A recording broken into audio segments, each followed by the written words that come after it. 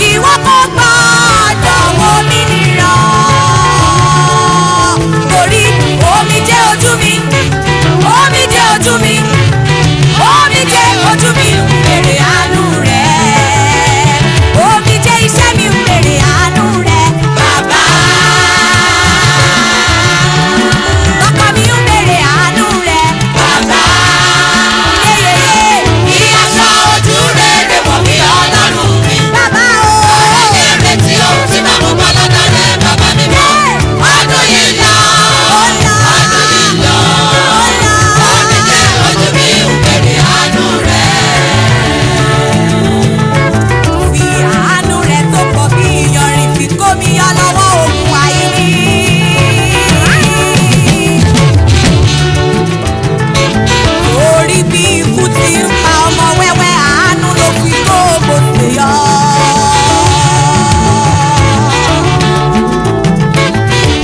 Ó rántí Ṣádákì, Méṣákì àti Ábẹ́dínígò nínú iná ìléru. Olúwa fàánú fà mí jáde lọ́wọ́ ogun gbèsè tó fẹ́ sọ mí dahoro. Ìwọ kò gbọ́dọ̀ wò mí níran.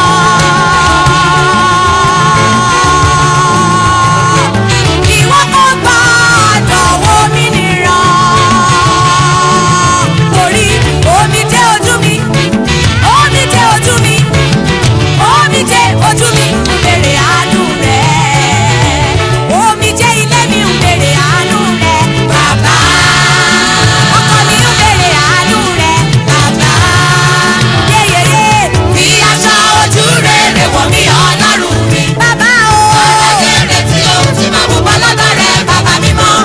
Ọdún yìí lọ, ó lọ, ó lọ. Omijé ojú mi ń béèrè àánú rẹ̀. Oróyè o, oróyè, oróyè o, mo ti róyè. Péré ayọ̀ ń bọ̀ lọ́dọ̀ mi, mo ti róyè. Ojú ìbùkún yóò rọ̀ sórí mi, mo ti róyè. Oróyè, oróyè o, oróyè, oróyè o, oróyè. Péré ayọ̀ ń bọ̀ lọ́dọ̀ mi, mo ti róyè. Ojú ìbùkún yóò rọ̀ sórí mi, mo ti róyè. Oróyè o, oróyè, oróyè o, mo ti róyè. Péré ayọ̀ ń bọ̀ lọ́dọ̀ mi, mo ti róyè. Ojú ìbùkún yóò rọ̀ sórí mi, mo ti róyè. Oróyè, oróyè o, oróyè, oróyè o, oróyè. Péré ayọ̀ ń bọ̀ lọ́dọ̀ mi, mo ti róyè. Ojú ìbùkún yóò rọ̀ sórí mi, mo ti róyè.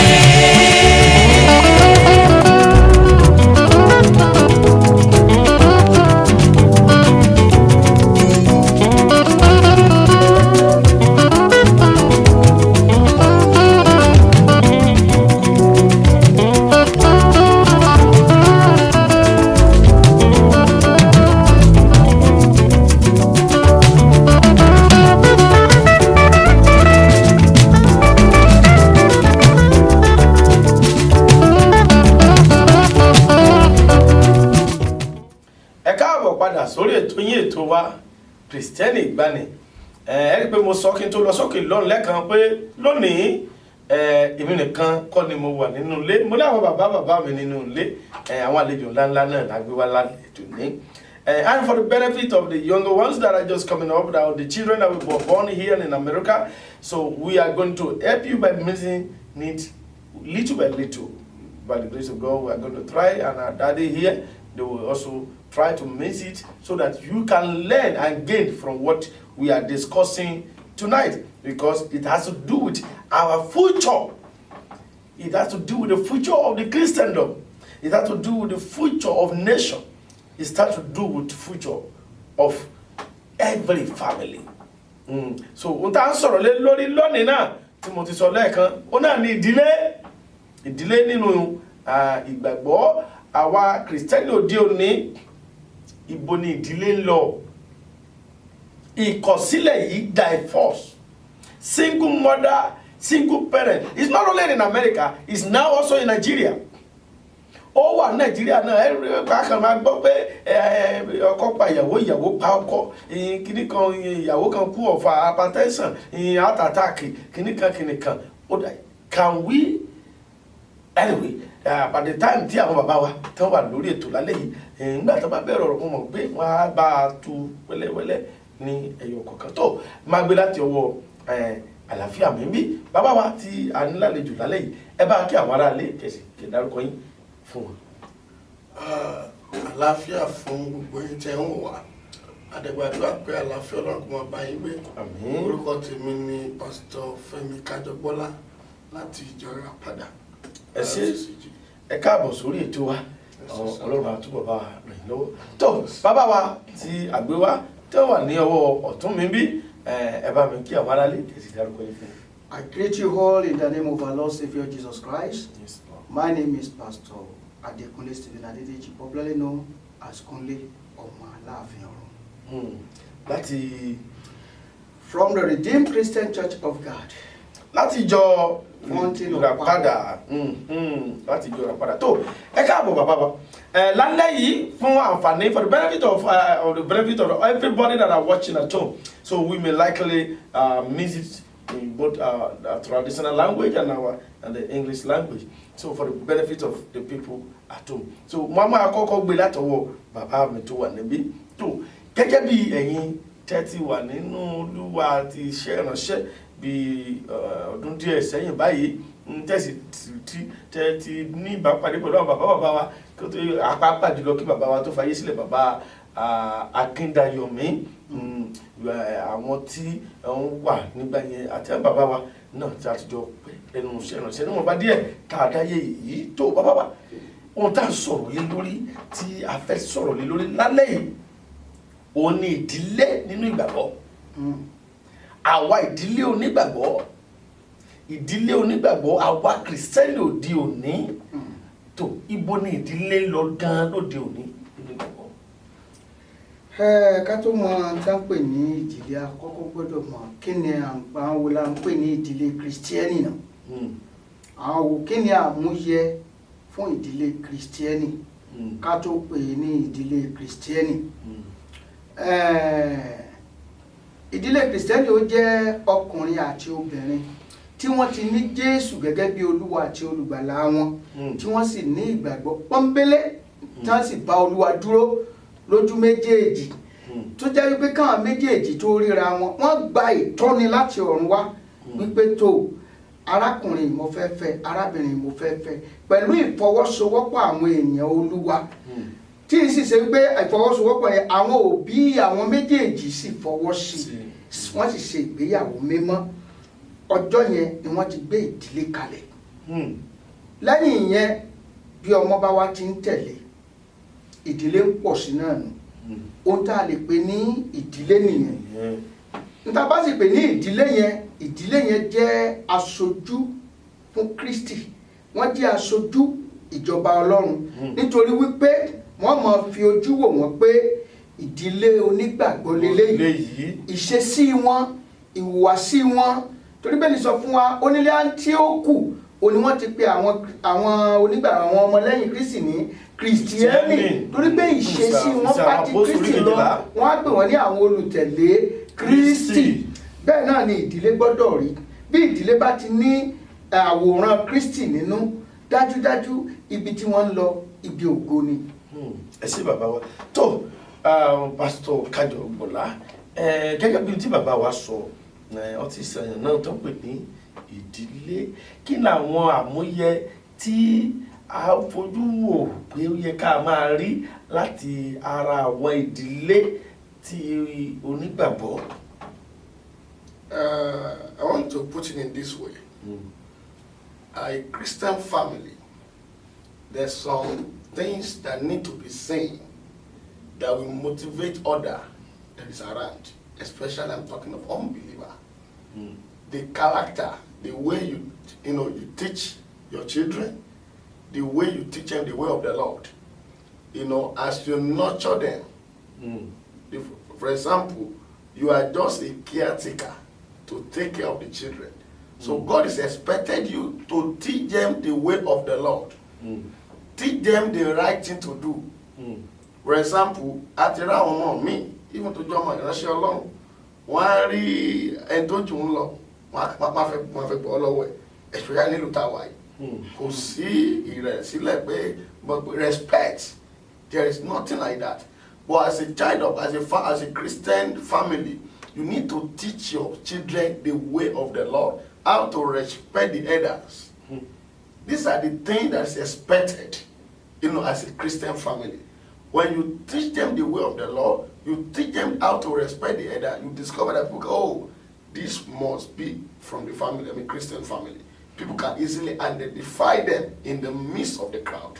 or wherever they find themselves.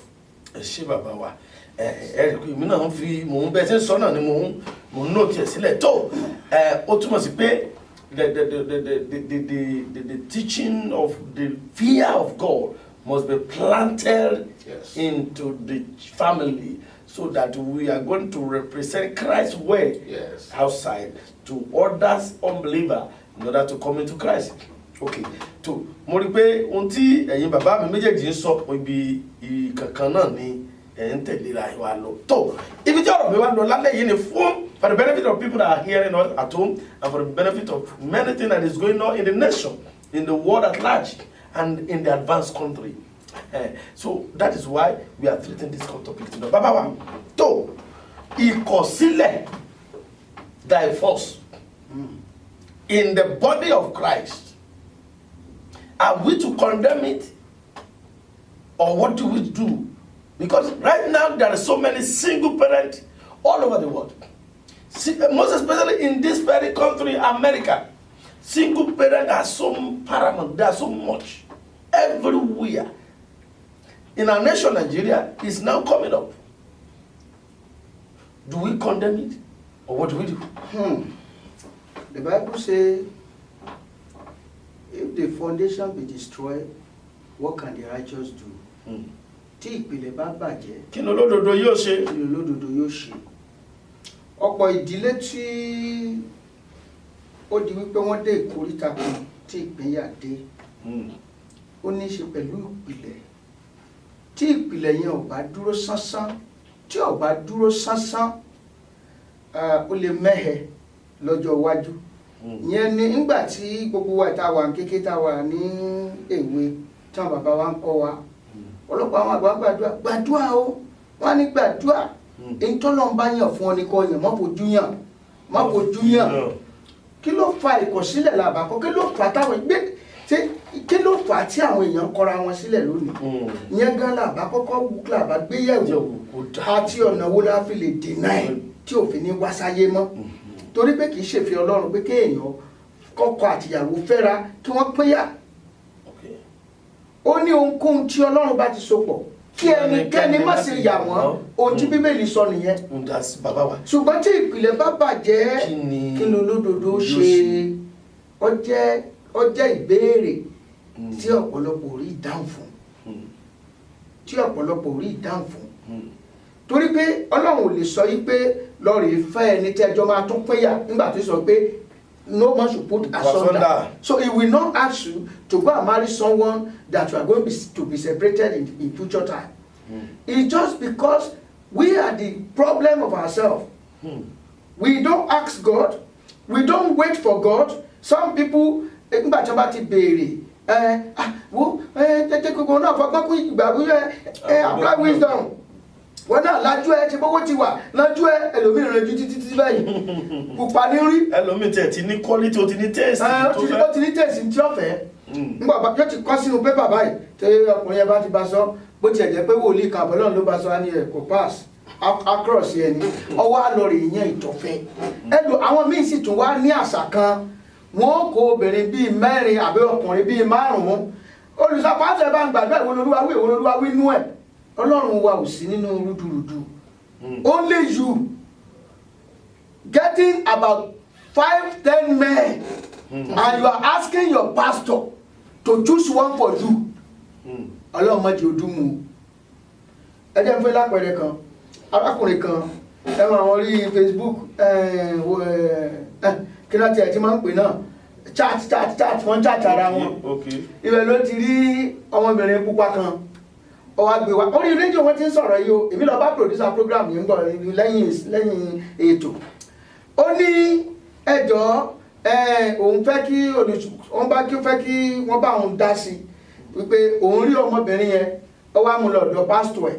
Nígbà òun lọ́dọ̀ pásítọ̀ ẹ̀, onípásítọ̀ ẹ̀ dẹ̀ sọ wípé ọkọ̀ náà fọwọ́ sí kóun ó fẹ́. Oníbòun dẹ̀ ṣe wá bóun pẹ̀lú ẹ̀ ṣe ń lọ nìyẹn. Nígbà tí pásítọ̀ dẹ̀ ti fọwọ́ sí, kí ló tún kàn? Wọ́n èsì ìyàwó ohun wọlé wọn tètò mẹ́lẹ́tò. Tètò mẹ́lẹ́tò ẹ̀kan ṣoṣo tí wọ́n ṣe ọ̀pá mọ́sí ò bá ṣiṣẹ́ mọ́ láti ọjọ́ yẹn ni wọ́n á dààmú kì. ìwà ń dààmú kí pa Mósè. ìwà ń dààmú kí. ó túmọ̀ sí pé ọkùnrin èèyàn ò lè ṣe mọ́. ọwọ́ ń blame pásítọ̀ ẹ̀ gbogbo ìyá bẹ̀rẹ̀ sí ní blame bàbá wọn olùkọ́ ẹ̀sọ́ àkùtàn ṣe máa ń ṣe nìyẹn wọ́n máa sì yàn lọ́nà wọ́n máa ṣe gbá wọ́n máa ṣàwo. mo wá lọ bọ́ọ̀lù mo lọ bá ẹnìyẹn mo ní ọkùnrin yẹn ti ní òrìṣà lọ́kàn Ọlọ́run dẹ̀ sọ pé tó bá gbé òrìṣà sọ́kàn wá sọ́dọ̀ òun ó sọ fún ìránṣẹ́ òun pé òrìṣà yẹn gan tó gbé sọ́kàn yẹn ó ní kó tẹ̀lé. now kájẹ̀ wá tún sọ pé ó tẹ̀lé òrìṣà yẹn ṣé pásítọ̀ ẹni lẹ́sẹ̀kẹsẹ̀ tó ti rí lọ́rẹ̀ẹ́ kì í mọ́lẹ̀ kọ́ máa tó mẹ́lẹ́tọ̀ ẹ̀ ó dẹ̀ ṣẹ̀ṣẹ̀kẹsẹ̀ láì tí ì ṣègbéyàwó fún yín gbogbo ọ̀nà lọ́kùnrin yẹn ti wà 40 ṣùgbọ́n wọ́n fẹ́ di wàhálà yẹn lé pásítọ̀ lórí. ẹlòmíì wà ó ti ní tí ó ṣe nínú he was just looking for pastor's endorsement. ìdí ẹ̀ ní ìránṣẹ́ Ọlọ́run bí gbọ́dọ̀ kíyèsára so gbogbo pé ilé kan dàrú kíní kan ṣe àwọn tí ọ̀rọ̀ kan sáyìn gangan there is a faulty foundation there something got wrong somewhere. Arákùnrin kan wá sọ́dọ̀ mi lọ́jọ́ kan ó ní ló bá bẹ̀ sí ó ń sọ̀rọ̀ lọ́dún pásọ̀ mo ṣe rí àmọ́ onípàmù lọ́fíìsì lórí pa lẹ́kọ̀ọ́ ló ti wá bá mi kíní kan ó wá sọ̀rọ̀ yẹn mo sáà ń gbọ́ ń bọ̀ sọ̀rọ̀ yẹn débì kan kì í ṣe pé mo ríran mi ò ṣe nǹkan kan ṣùgbọ́n sọ gbólóhùn kankan bẹ́ẹ̀ mo ní arábìnrin yẹn ṣe ìyàwó ẹ̀ ó ní pásọ̀ kí ló ṣe lè sọ bẹ́ẹ̀ afẹ́ràn ara wa gan ilé ọ̀fun wa bẹ́ẹ̀ mo ní ìfẹ́ wa bẹ́ẹ̀ tó tọ́ mo ní o sọ pé ó sọ báyìí mo lẹ́yìn tó fẹ́ fẹ́ràn ẹ̀ ò ní sọ̀rọ̀ irú ọ̀rọ̀ yẹn jáde o mo ní kó lọ gbà mo ní kò mí ní nǹkan kan kò sí nǹkan kan ṣé fẹ́ tiẹ̀ ti fọ́jú ni kò tó sùn kan ló bá dé ní pásọ̀ ọlọ́rọ̀ tẹ wí ti ṣe pé arábìnrin yẹn ti ló ti fi òun sílẹ̀ ó ti lọ fẹ́ lómi mo ní mo sọ wọ náà òun lóhùn kan nínú ọ̀rọ̀ tó ń sọ mi ò róbìnrin yẹn rí ni mo ti mọ̀ wípé kì í ṣe ìyàwó ẹ̀ nígbò tó wá rí omi bó ṣe mú wá lẹ́sẹ̀kẹsẹ̀ ní pásítọ̀ ẹjọ́ káwọn jẹ́ tó tààdé nígbò dẹ̀ sí dé mo ti wo obìnrin báyìí àmọ́ níyàwó ẹ̀ lóde ọkùnrin táwọn ìmọ̀ wá kó késì àti lọ́fíìsì mi ni o tó máa ń ta káàkiri ẹnu ọ̀nà káàkiri ṣé wá rí tó fẹ́ yẹn bá ṣe jọ ń kó késì àti yẹn kiri lẹ́yìn tó máa rí tán wọ́n ti kọ́lé nísìn wọ́n ti ra mọ́tò nísìn tán náà ti ń gbádùn torí pé ìràwọ̀ wọn ṣiṣẹ́ papọ̀ ìmọ̀ wọn ṣọ̀kan papọ̀ ìfẹ́ wọn òtítọ́ ni yàtọ̀ sí àwọn ìfẹ́ làwùlàwù so ti yé yín bó ṣe rí so ọ̀pọ̀lọpọ̀ ló sọ ọpọlọ nù ọ̀pọ̀lọpọ̀ ló sọ ìran ẹ̀mí nù nígbà tó fẹ́ gbé ìgbéyàwó ṣùgbọ́n tí ó jẹ òjẹ́ kẹ́lòmí ọgbọ́n wà ní pupa ní o ní ọmọ ọ̀rọ̀ júmọ́. ẹ ṣe bàbá wa tó bàbá wa ní Olúwa pásítọ̀ Fẹ́mi Ẹ̀dùnbọ̀lá tó kí ni ẹ̀yin rí sí ọ̀rọ̀ ìkọ̀sílẹ̀ ní àárín àwa ọmọ Ọlọ́run nínú ìdílé àwa onígbàgbọ́ kí lẹ rí sí ọ̀rọ̀ ìkọ̀sílẹ̀ àti ohun tí bàbá wa sọ kí lẹ́yìn fẹ́ sọ lórí ẹ̀ kí n tó bẹ̀rẹ̀ ìbéèrè tèmi lẹ́ẹ̀kejì. We cannot condemn it, but we can address it. In the process of addressing this matter, like our daddy really said, that the foundation is the what we should address. Most often time, we believe that we know it all. We believe that we are perfect. You know, yes, and I want to say something about what Adam said. Okay. God said, where is your wife? He said, okay, Adam, where are you? But in the process of asking God, is it not the wife that you gave to me? God said, have you eaten from the fruit that I asked you not to eat? He said, the woman that you gave to me. Ọlọ́run náà kọ́ ni ṣùgbọ́n ọ̀rọ̀ sọ kí ní kan jọ yẹn Ọlọ́run fún ẹnikẹ́ni ìyàwó ṣùgbọ́n lákòókò táwa tí mo gbàgbọ́ pé ẹ̀mí mímọ́ àkókò sáà mímọ́ làwà ó ti ń sọ̀rọ̀ so nǹkan tí mo lè sọ ní àkókò ni pé ìṣọ́ra kẹ́nikẹ́ni máa ṣọ́ra fún ìgbésẹ̀ tó bá fẹ́ gbé ìkọ̀sílẹ̀ ti wà eléyìí tó máa ṣẹlẹ̀ lọ́la ní káàkiri àdírẹ́sì kó mọ̀ bá ṣẹlẹ̀. Ọ̀dà ẹ ṣé bàbá wa kó tó di pé à á lọ sókè lọ́hùn-ún mo fẹ́ kẹ́ mọ́ gbáradì lẹ̀ fún ìbéèrè tí mo fẹ́ béèrè yìí à á ṣàlàyé lọ sókè lọ́hùn torí ohun olúwa wípé how are we going to help the situation of is our people marry according to the voice of God today, then how do we then know that is the voice of God that is speaking? There are a lot of marriages that are joined together according to the prophetic words of men of God that end in disaster. We are still going to come back to I want to divorce it, because all the single mother is what we want to see how we can help the situation. So all the single mothers is how we're going to help the situation. Ṣé àwọn tí wọ́n ní ṣe ìkọ̀sílẹ̀ ṣé wọ́n dọ́run ni àbí wọ́n lè dọ́run sí? Ìjẹ́ ìkọ̀sílẹ̀ lè jẹ́ kéèyàn má dọ́run àbó lè jẹ́ kí dọ́run. Gbogbo ẹ̀ náà láti máa sọ lórí ètò yìí. Ṣùgbọ́n ẹ máa gbára délẹ̀ ká tó padà dé ẹjẹ́ ìdé òkè lọ́nà tá a bá padà dé a bá tẹ̀sí ojú lódò rẹ̀. Mo ń bọ̀ ẹ̀jẹ̀ àlókè lọ́nà.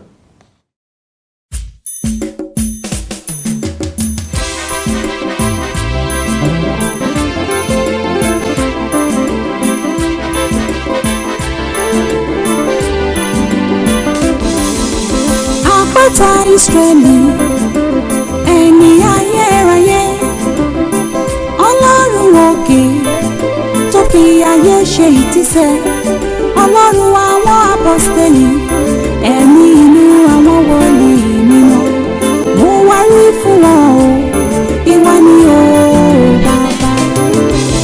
Àpáta Ísírẹ́lì, ẹni ayérayé, Ọlọ́run òkè tó fi ayé ṣe ìtìsẹ̀, ayé ní tìsẹ̀ Ọlọ́run àwọn apọ́stélì, Bàbá Bàbá Bàbá Bàbá Bàbá, mo wá rí fún wọn o, ìwọ ni o.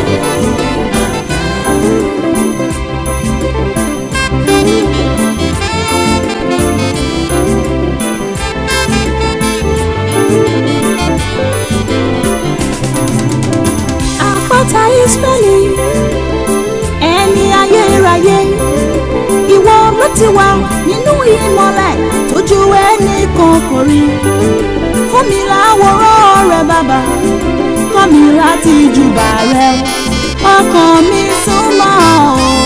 súnmọ́ mi o Bàbá. Àpáta Ísírẹ́lì, ẹni ayérayé, inú ọ̀run ló ń gbé, ayé mi ti sẹ̀rẹ̀, Bàbá Bàbá o Bàbá.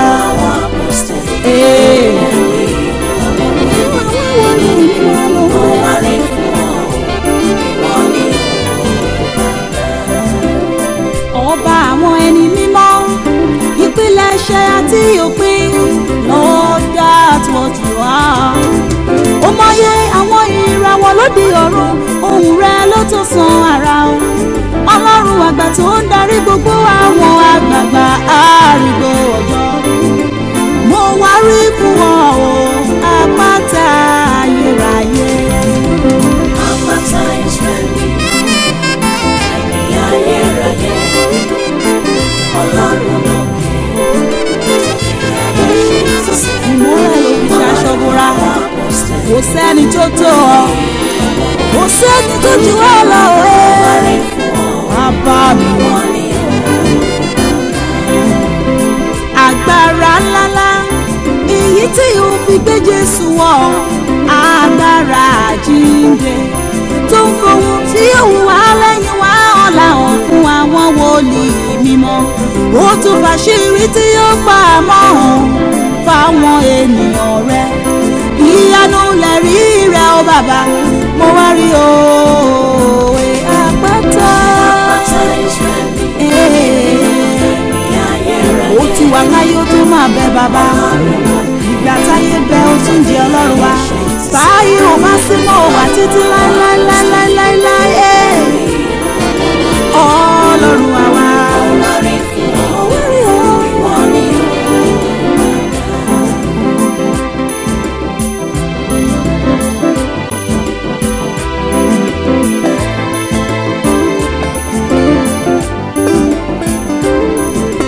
Aládé mímọ́,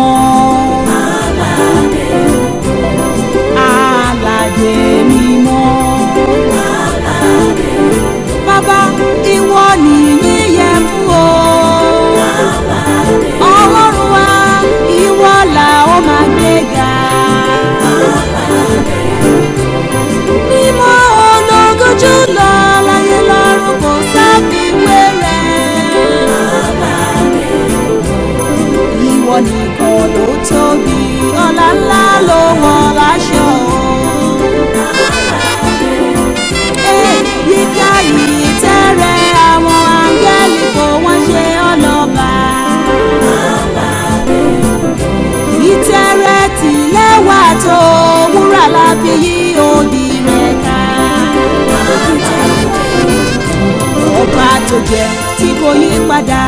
akọni ẹlẹ́rù ni ọ́.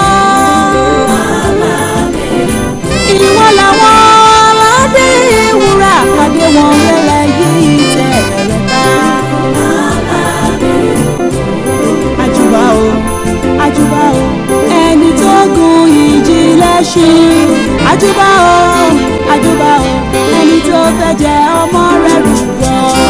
Aládé mímọ́. Aládé mímọ́. Àpáta ló jẹ́ àpáta Ísírẹ́lì, ẹni ayérayé. Ọlọ́run lókè, ọlọ́run tó fi ẹ̀yẹ ṣe sísẹ́. Ọlọ́run àwọn apọ́sítélì, ẹ̀mí inú àwọn wòlíì mímọ́ ló jẹ́. Mo wárí fún ọ o. Ìwọ ni, ìwọ ni, ìwọ ni, ìwọ lọ́lọ́run wá. Ọlọ́run sẹ́ráfù, ọlọ́run kérúbù, àwọn apọ́sítélì mímọ́. Ẹ ò bàbá, mo wárí fún wa o. Ẹ káàbọ̀ padà sórí ètò yín ètò wa Kristiani Igbani tó ebe àti àwọn bàbá wa nílùú wa náà la fi ọ̀rọ̀ jómitiri ọ̀rọ̀ àwọn náà ní pásítọ̀ Kúnlé Stephen Adébẹ̀yì tá ń pè ní Kúnlé ọmọ Aláàfin ọ̀run tí ìjọ Redeemed Christian Church of God Fountain of Power tó wà ní Bisonet ní Houston, Texas níbí àti bàbá wa nínú Olúwa pásítọ̀ Ọláyínká Fẹ́mi Kájọgbọ́lá láti ìjọ Redeemed Christian Church of God tí ó wà ní Manfield ní Dallas lọ́hùn náà láti gbé wọn wá tó ẹ káàbọ̀ lẹ́ẹ̀kan sí ẹ̀yin bàbá wa tó ìbéèrè mi nìyí o bóyá kí n gbé látọ̀dọ̀ yín báyìí ìbéèrè mi nìyí because I remember earlier from what I jotted down that we are talking about foundation, that we should first deal with the foundation, and for the benefit of the younger one that are just coming up in the Christendom, in the body of Christ, that are yet to marry, because of all of these young ladies and young men now, they come across each other from the school or from the one seminar or the other, or from one trip or the other, and they attach to each other. And they just fell in love, then they went ahead in the marriage. Hardly do many of them even know that they have to pray, they have to consult God. Hardly, all this Western world, they hardly know they have to, their parents are the one praying. Most of these people in the Western world, I will be alone, but a lot of them doesn't know that they have to go on their knees and pray.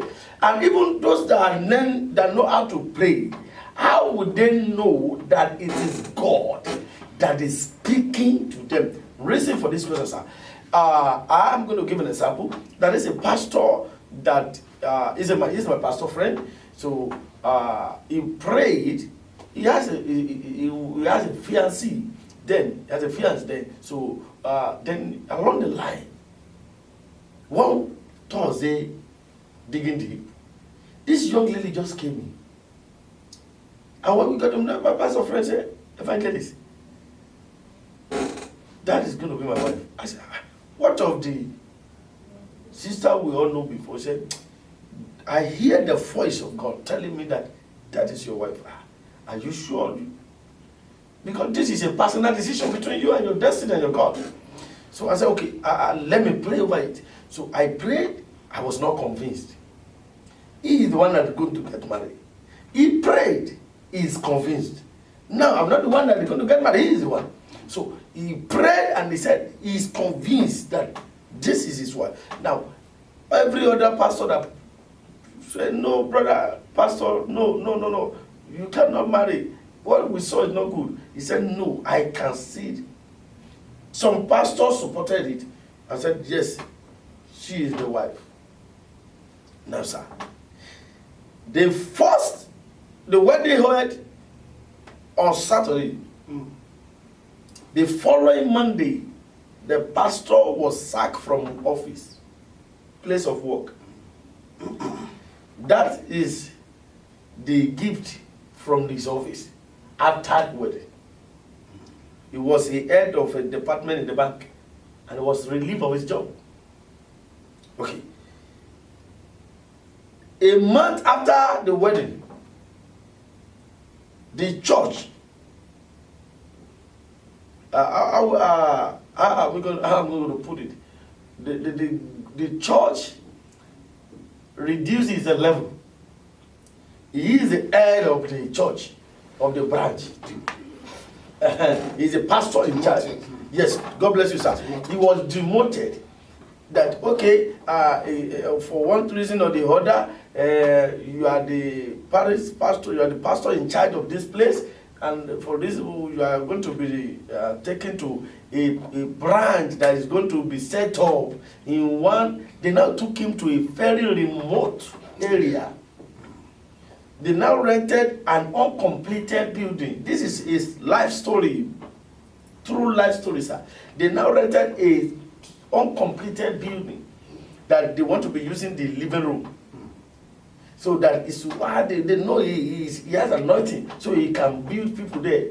So they now set up, they just look for about 5 people, parish pastor of about 2,000 congregation.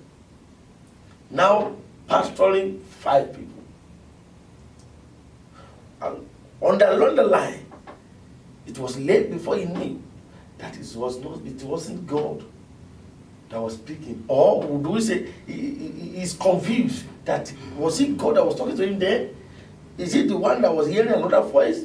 So how do this new generation that is coming know maybe it is God that is speaking to them or not?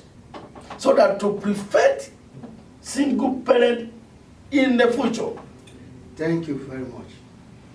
That is the reason why we should let the youth know that marriage is not trial and error. Marriage is not just, let me just try it. If it's not working, I will try it other way.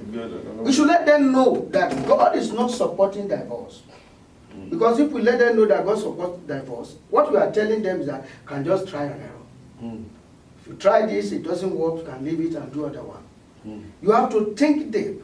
You have to pray very well before you go into it. This is your life. Some people, after married, the kind of person you marry in life will determine how you end your life. Will determine whether you make it to heaven or not. Will determine whether you... That is another point. Whether you will still remain healthy. It will determine whether you are a wealthy person before you will still remain wealthy. The kind of person you marry in life. So therefore, we need to educate our youth and let them know that marriage is not just, I just want to try it, let me try. So somebody was talking TV one day. They say, are you married? He said, well, I try it, it's failed. I look at his mouth. And you say it with your mouth. You marry and it failed. What you are saying in the public is that you are a failure. If any man fail in marriage, it's a failure. May God not let us fail. Amen. It is for, let me tell you, the greater relationship on earth is marital life. Is the greater, if your GO call you and your spouse call you, you better resolve with your spouse first, then you answer to your GO. Because that is another question. Because that relationship, God recognizes it. Do you know that if you make a vow and you get home, your spouse against it, that vow is not supporting it, is cancelled before God. If you read book of Deuteronomy and other, you see all those things there. So you see that God really counts on your spouse. So it's not just I try error, it's not possible. Then concerning that brother you talk about, for the fact that after getting married, things begin to happen, does not mean God is not there. Because Jesus said, in this world you have tribulation. Okay. But be of good cheer, I've overcome the world. You understand? Pé as a marriage, kò túmọ̀ sí wípé kankan wá ṣẹlẹ̀, kéde kan báyìí ṣẹlẹ̀, kò túmọ̀ sí pálọ̀ òsì nínú ìrìnàjò ẹ̀. Ó lè Jésù ló gbógun láti discourage you. You understand? But what is so important for every man is that know how God speaks to you. If you are a true child of God, you will know how God talks to you. Even we men, we know the way we talk to our children. When I pick, if my phone rang now, and if any one of if it's my daughter or my son that is speaking, I know their voice. out of the millions of people in the world, I distinct their voice is quite unique to me. That is how we are to God. When we are talking about choosing, we are talking about a real child of God, a born again, somebody who knows his father, who knows God himself, not try and error, not whether he's saying it or he's not saying it. No. But how many children of God are ready to wait till God speaks to them? Many people are not ready to wait. That's just the problem. Not even what pastor tells you, not what prophet tells you. Prophet may know somebody. There was somebody I know. I heard he was talking. God spoke to him that he has deposited your success in the life, his success in the life of his wife. You understand? He dreamt a dream. He saw the angel wanted to give him this thing like a gold. He said wanted to collect. He said because of your ancestor, there are a lot of blood in their hand. I can't hand over this thing to you, but I will hand over it to your wife. Through your wife, you'll be blessed in this world. He wake up. His wife dreamt the same thing. He said, the angel gave me something and said it's yours. He said about 5 prophets that he trusted in them. They prophesied that he should chase away his wife. That he should chase away his wife. He said, thank God, because God, that's why you need to hear personal relationship with But God. he was so convinced in his heart that the way God, this is not what God is telling me. Thank God you gave me testimony that he has built 2 houses in Lagos today. Thank God. And he's making a lot of success. He said, thank God he did not chase away his wife. No, Christ. Let's begin to hear from Christ. Believe in Bible, not in prophet. You understand? So that is how many people miss it. Thank you, sir. Daddy Ebele, lórí ètò yìí lónìí sẹ́ àní a fẹ́ ran ìdílé lọ́wọ́ díẹ̀ sí gbogbo wa náà ló sì báwí àti gbogbo àwọn tó ń gbọ́ wa àti gbogbo etí tó ń wò wá and the benefit of those that are coming up. Daddy, a lot of single parents, single mothers that are happening in the world today, and most especially in the Western world. In the Western world, ọ̀pọ̀lọpọ̀ lórí ètò yìí lónìí mo fẹ́ kẹ́ bá wa yànnà náà ọ̀pọ̀lọpọ̀ bàbá mo bá àwọn ìdílé kan sọ̀rọ̀ ọkọ ní ìyàwó tẹríba fóun ìgbà tó ti lówó lọ́wọ́ ó ti bẹ̀rẹ̀ sí ní gbéraga ìkànnìkan kìnìkan ẹjọ́ kí la fẹ́ ṣe kí ni ìṣòro kí ni ẹrù ká lè ṣe láti dẹ́kun this divorce of a thing. Nǹkan tí màá sọ lórí ọ̀rọ̀ yẹn ni pé ká wá ojú Ọlọ́run, kí obìnrin wá ojú Ọlọ́run, kí ọkùnrin wá ojú Ọlọ́run. Ṣé rí especially ní agbègbè táwa yìí, mo sọ fún yín, mo sọ lẹ́ẹ̀kan pé mo lọ síjọ kan nínú ìjọ ìràpadà wa kan náà ní ìjọ dim ìjọ yẹn tóbi dáadáa a ṣe kánsẹ̀lì bíi 6 hours. Kí ló ṣẹlẹ̀? Ọ̀pọ̀lọpọ̀ àwọn obìnrin tó ń tán yapa tán kó lọ́dọ̀ ọkọ wọn, ọ̀pọ̀lọpọ̀ wọn nọ́ọ̀sì ni wọ́n. Ọ̀pọ̀lọpọ̀ wọn àtàwọn máa gbàdúrà wọn máa sunkún. Kí ló ṣẹlẹ̀? Ọ̀rẹ́ àwọn ni ẹgbẹ́ tí wọ́n ń kó, ẹgbẹ́ tí ẹlòmíì ń kó ní òjò nítẹríba fún ọkọ mọ́, ẹgbẹ́ tí ọkọ mi ń kó ní òjò jẹ́ olóòótọ́ síyàwó mọ́, ẹgbẹ́ tí ẹlòmíì débi tán wọnú ẹgbẹ́ lọ, àwọn ìwà tí ò sí lọ́wọ́ ẹbí tó ti ń bọ̀ ó bẹ̀rẹ̀ sí ṣe wọ́n, especially àwọn ọmọ wa tó jẹ́ ọmọ Nàìjíríà. Àwọn tó jẹ́ Nàìjíríà, àwọn Nàìjíríà tó wà l'Amẹ́ríkà tán ní ẹ̀mí Ọlọ́run, tán ní ìbẹ̀rù Ọlọ́run, ṣùgbọ́n wọ́n débi tán wọ́n sọ Ọlọ́run nù, wọ́n gbàgbé Ọlọ́run, wọ́n bẹ̀rẹ̀ sí jọ́ ẹgbẹ́ tọ́lọ́run lè nífẹ̀ẹ́ sí. Ẹ wá ojú Ọlọ́run kí ọkàn yín lè balẹ̀, kí àìkọ̀sílẹ̀ lè dẹ́kun. Ẹni tó bá wá ojú Ọlọ́run á ní ìbẹ̀rù Ọlọ́run, ẹni tó bá ní ìbẹ̀rù Ọlọ́run kò ní gbàdúrà pé ẹni tó ń ti ń fẹ́ tọ́jọ́ tí ń wà kí ìbàkí kọ́kọ́ wọn yàgbà kò ní sí. Ká wá ojú Ọlọ́run kí kó má ṣẹlẹ̀ mọ́ àbẹ́lẹ̀ tó ti ṣẹlẹ̀, kí ìrònú pìwàdà wà ká lè padà. Kò sí tí Ọlọ́run lè ṣe. Nínú múra tọ́lọ́run ti ń dá padà ń sìn nílùú Dallas pẹ̀lú àdúrà tọ́lọ́run dẹ̀ ń dá wọn padà tí wọ́n ṣe tán. Ìyàkọ́kọ́ ni pé readiness. Are you ready? ẹ ṣé bàbá wa tó mo ìbéèrè mi tún padà sọ́dọ̀ bàbá wa nílùú pásítọ̀ Kúnlé Adédèjì Stephen Adédèjì pásítọ̀ Kúnlé Aláàfin Ọ̀run tó ìbéèrè mi ní ọ̀pọ̀ kí ni ǹjẹ́ ohùn Ọlọ́run lè sọ pé ìbéèrè mi ni o ǹjẹ́ ohùn Ọlọ́run tẹ bá dáhùn yẹn màá wá béèrè mi lé lórí bóyá lọ́wọ́ yín àbí lọ́wọ́ bàbá wa nílùú wa ǹjẹ́ ohùn Ọlọ́run lè sọ wípé kí ìránṣẹ́ Ọlọ́run sọ fún ìyàwó tàbí ọkọ pé ọkọ ni ò jẹ́ kí ògo ìyàwó dìde àbí ìyàwó ni ò jẹ́ kí ògo ọkọ dìde pé kó lọ kúrò bẹ́ẹ̀ tí ògo ọkọ lè dìde ǹjẹ́ ohùn Ọlọ́run can God speak in that manner to a family?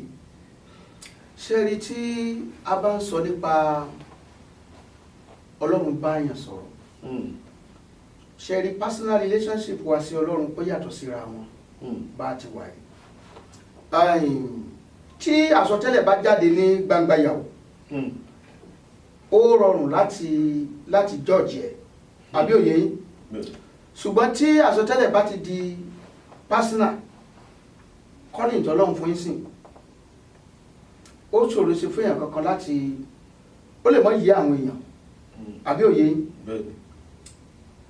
ẹ jẹ́ kí n fún yín ní àpẹẹrẹ kan tẹ́ bá ka ìwé ọba kelo ṣe ìwé ọba kìíní àbí chapter 20 something anyway màá sọ story tó wà ń bẹ̀ ọ̀kan nínú àwọn wòlíì ó pàdé ọ̀kan lára àwọn ọmọ wòlíì ṣóyé yín ó pàdé ọ̀kan nínú àwọn ọmọ wòlíì ó ní báyìí lolúwa wí wípé kí ìwọ kó lù mí ìyẹn wá wọ́n pé the Bible say talk not my daughter to my prophet no harm àgbẹ̀dọ̀ èyí tí ò ní bá wọn létí ó tí ó èmi ká ọ̀sàkó rẹ̀ ìránṣẹ́ Ọlọ́run yẹn wá sọ fún wípé nítorí tí ìwọ kọ̀ láti fetí sí òun Olúwa Ọlọ́run rẹ bó ṣe ń kó níwájú mi kìnìún ọ̀pá ọ̀jẹ̀ ó sì kó níwájú ìránṣẹ́ Ọlọ́run kìnìún sì pàjẹ́ ó tún wá pàdé ọ̀kan lára àwọn ọmọ wòlíì míì ó ní báyìí ni Olúwa wí ìyẹn ti gbọ́n tó ṣẹlẹ̀ ó ti kọ́gbọ́n ó ní pé kí ìwọ kó lù mí Bíbélì sọ wípé ìyẹn lù ó ṣe pa á lára ó pa á lára gidigidi kò sí nǹkan kankan ní ọ̀pá yẹn jẹ́ ìgbà yẹn ló wá disguise lọ lọ sí iwájú ọba ààbò pé báyìí l'Olúwa wí ẹ̀yin ará mi nínú Olúwa tí ọ̀rọ̀ bá dà báwọn ó ṣòro sọ wípé Olúwa kọ́ ló sọ tàbí Olúwa kọ́ ló wọ́ bí kò ṣe pé èèyàn fúnra rẹ̀ bá dìídì wádìí lọ́dọ̀ Ọlọ́run àwọn prophecy kan wà tí ò rọrùn láti judge ṣó ti yé yín ìdí ẹ̀ nìyẹn bí n bá rí bọ́lọ́run bá ń lo èèyàn kan ní ọ̀nà kan èmi ẹ̀ sẹ́nu láwùláwù kéèyàn ọmọ bá fẹnu kọ àbí òye yín òṣèré nù. ọ̀dà ẹ ṣé bàbá wa kí ni ẹ fẹ́ fi dá sí ọ̀rọ̀ nǹkan yìí? tí mi fẹ́ sọ lákọ̀ọ́kọ́ ni pé ẹni tí Yorùbá ní ẹni tí ẹ̀rù ò bá dé bá tí ó débi ẹ̀rù ló máa ń pera ẹ̀ lọ́kùnrin ṣe rí àsọtẹ́lẹ̀ oríṣiríṣi and when you read the book of I think it was in Ephesians that the prophecy is to correct, is for rebuke. Any prophecy that bring fear to you is not a prophecy. Prophecy must bring a solution. Tí àsọtẹ́lẹ̀ bá wá ọ̀nà àbáyọ gbọ́dọ̀ wá. Ẹni tó bá fún ọ ní àsọtẹ́lẹ̀ tí ò sí ọ̀nà àbáyọ, be careful. Bóyá àsọtẹ́lẹ̀ yẹn wá ń wá láti inú ẹ̀mí òkùnkùn ìjọba òkùnkùn ni. Tí àsọtẹ́lẹ̀ bá wá níbikíbi ọ̀nà àbáyọ ó máa wà ńbẹ̀. So àsọtẹ́lẹ̀ tó bá ti wá sẹ́nikẹ́ni tó ti mú ẹ̀rù wá kẹ́niyẹn kókó careful ó ṣọ́ra. ẹ ṣé bàbá wa tó mo rí i pé torí àwọn ìbéèrè pọ̀ bí tí mo fẹ́ béèrè ṣùgbọ́n àròjọ mọ́sọ olókùn lónìí tó kúrà lágbára Ọlọ́run á tẹ̀síwájú ní ọjọ́ mẹ́jọ lágbára tọ́lọ́ tó ẹ̀yára lé òun náà lè ń gbọ́ yìí ìdílé náà là ń sọ̀rọ̀ nípa rẹ̀ bóyá ẹ fẹ́ dá ṣètò yìí ẹ̀bí ẹ̀yin náà fẹ́ you want to be part of this program that you want to share your own view or you want to tell us your own side or you have an experience you want us to share for the world, for the people to learn from it, you can send it to my phone number 346-971-1877 346-971-1877. Ó tá sọ̀rọ̀ lé lórí náà ní ìdílé and single mothers. There are so many single parents, there are so many in the world. Baba, àwọn ọmọ tó ti dàgbà, a lot of things are happening that is destroying destinies of our future generations, future leaders, future governors, president. So ìdí nìyẹn tá a fi ní láti ṣe kíni láti wá nǹkan ṣe sí kí o tó pẹ́ jù ohun lágbára Ọlọ́run nítorí àwọn olórí iṣẹ́ ìránṣẹ́ náà àti rí àwọn tí wọ́n ń pààrọ̀ ìyàwó nù wọn tán divorce tó ṣe pé ó jẹ́ kí àwọn kan yìí kó máa ṣòro láti wé ǹjẹ́ ẹni tó divorce ṣé ó mú pé kò ní déjọba ọ̀run gbogbo èyí náà lásọ tó bá lè jẹ́ mẹ́jọ tó lágbára Ọlọ́run bàbá mi náà ni àwọn àlẹ́gbẹ̀ẹ́ wa àwọn náà ni àlejò wa lálẹ́ ètò ní tó kan tó máa lọ ẹ bá mi kí àwọn aráalé kẹsì máa dágbére fún wọn. tó orúkọ mi náà ni pásítọ̀ Adékúnlé Stephen Adédèjì tí gbogbo èèyàn mọ̀ sí Kúnlé ọmọ aláàfin Ọlọ́run kọ́ máa bá ń gbé o orun ayọ̀ lásán àmín Jésù ló wà. àmín. mo kí gbogbo ẹ̀yin tẹ́ ẹ tó dáadáa mọ̀ pé ètò ti ṣe kankan náà ayé ẹnìkan orúkọ mi náà dẹ̀ ní pásítọ̀ Fẹ́mi Kájọbọ́lá ire o àpàdé ayọ̀. tó orúkọ tèmi àbúrò yín ọ̀rẹ́ yín ọmọ yín náà ni Evangelist John Kẹ́hìndé Oyèwọlé ojú tẹ kúkú fi ń rí mi tẹ fi ń gbádùn ètò yìí ojú náà ò ní fọ́ etí náà ò lè ní di ilé òní léyìn ọ̀nà òní náà yín o ẹ ò ní gbọ́ ọ̀rọ̀ aburú síra wa blagbara tẹlẹ́dùnmarè ẹ̀yin tẹ́ ẹ ṣiṣẹ́ lórí ọmọ náà lẹ́jìrì ọmọ tó ẹ̀yin bàbá ẹ̀yin ọkọ tẹ́ ẹ ṣiṣẹ́ lórí ìyàwó tẹ́ ẹ ṣe wàhálà lórí ìyàwó torí ọ̀pọ̀lọpọ̀ àwọn ìyàwó ọkọ tó struggle láti mú ìyàwó wá dé Amẹ́ríkà wá ní mo ti mú délùú ìtàn agbára mi ò ká mọ́ alágbára Elédùmarè ẹ ò kú ní kábàámọ̀ bẹ́ẹ̀ náà ni ẹ̀yin ìyàwó tẹ́ lọ ẹ̀yin obìnrin tẹ́ lọ ń fẹ́ ọkọ láti orílẹ̀-èdè Nàìjíríà tán débi tán obìnrin míì tó dájú ti yín lọ ẹ ò ní ṣàṣedànù o lórí ètò yìí Ọlọ́run kò ràn gbogbo lọ́wọ́ láti ṣe àtúnṣe àti láti mọ ìgbésẹ̀ tó kàn láti ṣe agbára Ọlọ́run tó mú kí sísítà mi arẹwà sísítà mi beautiful sísítà mi special àwọn náà ní sísítà Ọmọbánkẹ́ mú kí yín ẹ kú iṣẹ́ mi lórí ètò yìí bẹ́ẹ̀ ni mo kí bàbá wa arówó lò agbára Ọlọ́run yóò mọ tì wọ́n lẹ́yìn iléeṣẹ́ yìí yóò mọ gbòòrò sí yóò mọ ga yóò mọ fẹ̀ sí agbára Ọlọ́run ó tún dọjọ́ mẹ́jọ ire o.